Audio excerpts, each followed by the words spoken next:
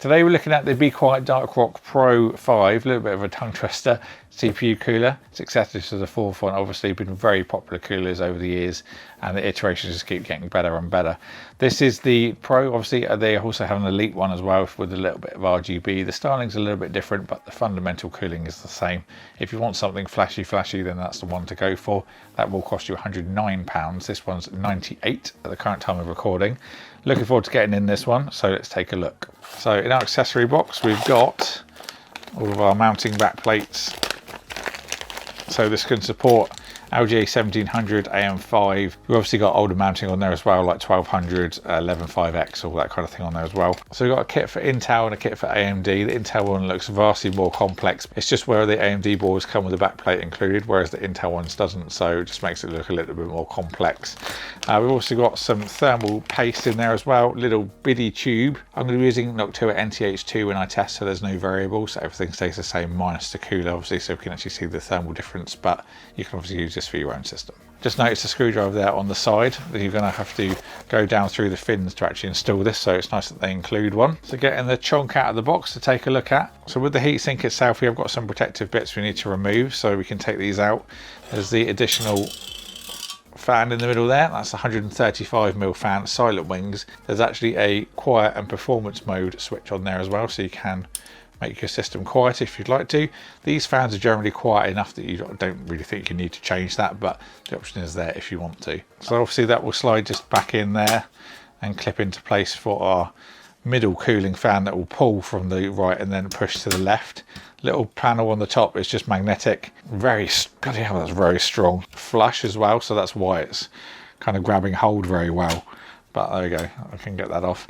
And then the front fan, this is a 120mm silent wings fan as well. That fan's got a proprietary connector which then joins into the 135mm, then they join together, and then you've got a single 4-pin for PWM. So that is a nice actually short length, so you're not going to have loads of excess. It's one of my pet peeves with cables, you have to generally bring them to the motherboard tray then back along, so having the short length like that should mean you'll be able to tuck it all underneath, so really nice for cable management. Underneath we can see all of our heat pipes. We have got 7 on this one, so I believe that's a step up from the 4 which I think had 6, so very beefy, and of course all matte black. Pretty dense fins on there as well. And then you have got some Dark Pro 5 accents on either side of the tower. There's a little bit of protective plastic on that cover as well, which I'll take off when we've got it in the system, but that just goes along on top. Well, this is the cooler that I currently use in my test bench. This is the NHU12S, slightly smaller than the NHD15, but certainly does perform very well. 2000 RPM fans, the same as this one. I do use fan speed reducers to take them down to 1600 RPM, and I'll do the same thing on this. So then the only variable is literally the actual potential of the cooling that's on this. All the fans will stay the same as well, so everything's nice and consistent. So it's literally the performance that we'll be measuring. In terms of wattage, I have prepared a very extensive scientific chart to show you what you can cool with this. You can do up to 270 watts on this cooler, which is crazy high wattage. Here I've got a little range of CPUs to show you. So we've got the 7800X3D, which is 120 watts, then the 13900K, 14600, 14900 and 14700. These are 125, so you've still got loads of headroom. The hottest CPU that I've got at the moment is the AMD Ryzen 9 7950X, which is 170. 270 watt CPU is literally the Intel Xeons and their server CPUs generally, and this thing you wouldn't even be able to fit into a server rack anyway, so anything you want to cool, this has got the potential to do so. One last little thing, just some dimensions for anyone wondering. This is 145mm long, 168mm high, and then 136mm wide. Still is not as big as the NHD15, so you should be able to get this in most cases. But I think now we need to get this into the test rig and see how it gets on. I will be using the 5800X3D, which is 105 watts, so obviously a lower wattage than the other ones you've seen on the desk here, but I have already tested with the Noctua as well, so the only variables we're going to see is the cooler itself. We can see the potential of it and then see what kind of comparison we're going to get and see if it's going to be worth the purchase. So now let's get it into our system and see what kind of results we get. My test system for this is the 5800 X3D, as I mentioned. That's an X570 Tough Edition, the second generation board. Also got a 3080, that's the Asus Tough Edition, and then the Solidigm P44 Pro 1TB for storage. The cooler itself was very easy to install, just a couple of screws and then standoffs that go into the backplate. If you're going to install this on AM5, it's an even easier job because the backplates are now screwed in rather than loose on AM4. Intel is very much the same, just use the backplate they include instead. Very simple. If you've ever installed an Asetek AIO, it's very much similar to that. Just a couple of standoffs and pegs. Very easy.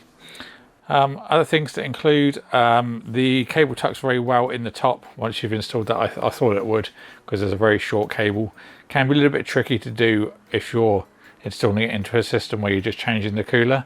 If you're doing it out of the box in a new build, it'll be a lot easier to actually manage, but did manage to do it, and I've got some b-roll that I'll put over the screen for you to see how it looks. But yeah, very neat and tidy at the top. Testing wise, I tested this on the quiet mode, which is 1500 RPM. It's literally plugged into a SATA adapter at the back, so I thought I'd run 1500 RPM as the 2000 was a little bit loud. If you're going to run it with PWM, obviously it's not going to matter because it's not going to be that constantly, but I thought for day-to-day scenarios 1500's about right. So the Noctua, which was the U12S, like I said at the start, we had a high of an 81, but with the Delta of the room that goes down to 61.6.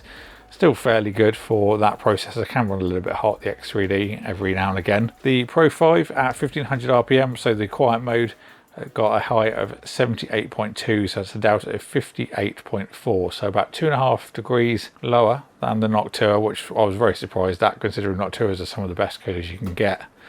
And then I also did the performance mode, which is 2000 RPM, and that was 76.8 with a Delta of 56.9, so lower again.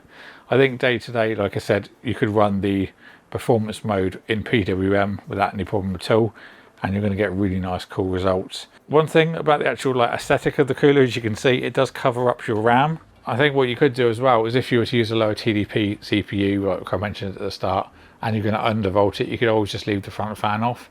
I think it would actually look quite nice without the front fan on there. Just the tower itself would look a lot better, much more sleek. We could obviously get the Elite version, which kind of incorporates it a little bit better, kind of molds with the design a bit more, whereas this one's kind of like an additional fan on the front, whereas the Elite kind of looks like it's meant to be there. So just an idea there. Otherwise though, I think it is a really great cooler. Price wise is more the expensive end, but some people just prefer air coolers, especially like maintenance wise, for putting it in a system and forgetting about it. It's obviously the way to go over using an AIO that may need replacing after a couple of years. My first PC had a Noctua Air Tower in it, and it lasted 7 or 8 years before I swapped it out. So if you're after something that's maintenance free and an air cooler, what one to get. So any more comments, do leave them in the comments box below and I'll get back to you. I'll leave the links in the description if you want to pick one up.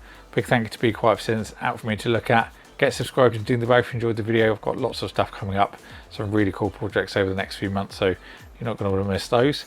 Thank you all for watching, hope you enjoyed it, and I'll see you all in the next one.